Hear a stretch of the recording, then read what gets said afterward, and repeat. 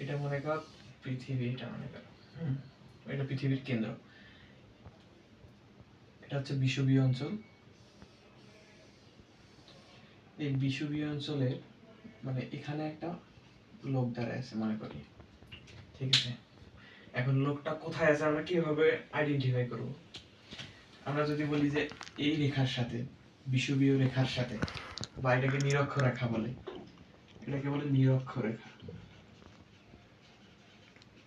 নিরক্ষরেখা, ঠিক আছে। এটার সাথে যদি একটা কোণ ধরি, যে বলি যে ল্যামডা কোণে আছে, ল্যামডা ডিগ্রি কোণে যদি বলি, তাহলে সেটা কোন দিকে আছে?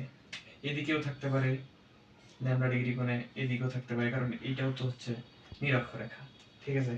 তো এটাই ডিফাইন করার জন্য যে রেখাটা ব্যবহার করা হয় সেটাকে বলা হয় দ্রাঘিমাংশ, ঠিক আছে। তো দ্রাঘিমাংশ থেকে হচ্ছে এই উত্তর, এটা হচ্ছে উত্তর, এটা দক্ষিণ, এটা হচ্ছে পূর্ব, এটা পশ্চিম। তো দ্রাঘিমাংশ রেখাটা টানা হয় উত্তর থেকে দক্ষিণ দিকে, ঠিক আছে। এরকম অসংখ্য উত্তর থেকে দক্ষিণ দিকে টানা হয়। যদি এইটা যদি 0 ডিগ্রি ধরি আমরা, তাহলে এইটার সাপেক্ষে পূর্ব দিকে কত ডিগ্রি কোণে আছে, এরকম এরকম এইটার দিকে কোণে যাবে, এদিকে আসলে সেটা পশ্চিম দিকে।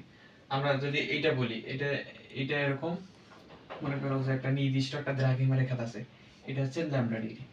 আর এই লোকটা যে এদিকে যে কেন্দ্র বিমুখী বল, পৃথিবী ঘুরে তার নিজ অক্ষে যখন ঘুরে, তখন এই কেন্দ্র বিমুখী বল একটা কাজ করে, যেটা হচ্ছে এফসি। এটা সূত্র হচ্ছে mv স্কয়ার ডিভাইডেড বাই আর এই আর হচ্ছে যে যে বৃত্তে ঘুরে ওই বৃত্তের ব্যাসার্ধ। বিষয়টা অনেক হিজিবিজি হয়ে গেছে, ক্লিয়ার করতেছি।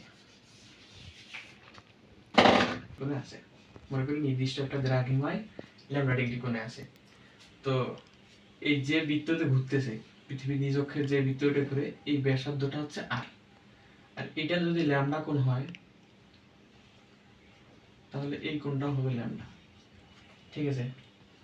আর আর আর এই ল্যামডা, এটা হচ্ছে এটা বড় হাতের আর, মানে পৃথিবীর ব্যাসার্ধ, ঠিক আছে। কলম ডিস্টার্ব দিচ্ছে। তো এই আর হচ্ছে এই বড় হাতের ব্যাসার্ধের একটা উপাংশ, তাহলে আর সমান লেখা যাবে আর cos ল্যামডা, ঠিক আছে। তাহলে mb স্কয়ার সমান m v মানে লেখা যায় omega square r square divide by r সমান m ওমেগা স্কয়ার আর লেখা যায়, সরি এটা ছোট হাতের আর। তাহলে ছোট হাতের আর সমান আমরা এখানে কি পাইছি, আর cos ল্যামডা, ঠিক আছে। এখন আমরা দেখব যে এই কেন্দ্রবিমুখী বল এটা কোথা থেকে পায়। এটা এই যে এই বল থেকে, কেন্দ্রমুখী বল mg, এই mg থেকে পায়। তাহলে এটা তো কখনো মানে বিপরীত এইভাবে কাজ করে না, সব সময় বিপরীত পাশে কাজ করে। তাহলে এটা যদি আমরা সেই বলটাকে ধরি, এটাও কোন এইটার বিপরীত কোণ, তাহলে এটাও ল্যামডা হবে। তাহলে এইটার উপাংশ m omega square r cos lambda, এটার উপাংশ তাহলে কি হবে, m omega square r cos lambda into cos lambda.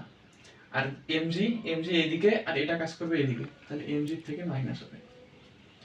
তাহলে আমরা লিখতে পারি এখানে যে বলটা কাজ করবে mg, আমরা এখানে লিখি mg ল্যামডা সমান mg মাইনাস কি m omega square r cos square lambda, cos আর cos স্কয়ার ল্যামডা। তাহলে উভয় পাশে যদি m কাটি, am চলে যায়, তাহলে g ল্যামডা সমান থেকে g minus m omega square, sorry mটা তো চলে যাবে, omega square r cos square lambda. এটা হচ্ছে যে কোনো পৃষ্ঠে, ভূপৃষ্ঠের যে কোনো জায়গায় অভিকর্ষ ত্বরণের মান বের করা। তাহলে আমরা যদি অভিকর্ষ ত্বরণ কোন জায়গায় সবচেয়ে বেশি, যদি ল্যামডাটা যদি এখানে আমরা যদি এখানে ধরি, তাহলে 0 ডিগ্রি, ল্যামডার মান 0 ডিগ্রি। তাহলে ল্যামডার মান যখন 0 ডিগ্রি হবে, তখন এই cos 0 ডিগ্রির মান 1, মানে জিটা হবে সর্বনিম্ন। when কলম ডিস্টার্ব দিচ্ছে,